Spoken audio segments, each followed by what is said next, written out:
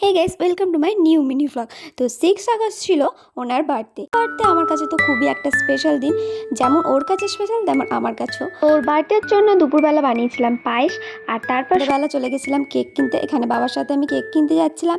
তারপর কেক কিনে একটা ফুল দোকানে চলে যাই, সেখান থেকে একটা রোজ কিনে বাড়ি চলে আসি। আর বাড়ি আসার কিছুক্ষণ পরে ও চলে এসেছিলো, আর এসে এখানে দেখো টমকে আদর করছিল। আর সেদিন ওর জন্য নিয়েছিলাম 2টো চকলেট, একটা রোজ, আর এই যে এই কেকটা কেমন হয়েছে তোমরা জানিও। আর এটা ছিল ম্যাঙ্গো ফ্লেভারের একটা কেক। তারপরে ওকে এখানে আমি এইগুলো দিয়ে দিচ্ছিলাম, ওর জন্য ছোট ছোট যে গিফটগুলো কিনেছিলাম। তো তারপর হচ্ছে কেক কাটার পালা। চলো এবার কেকটা কেটে নিই।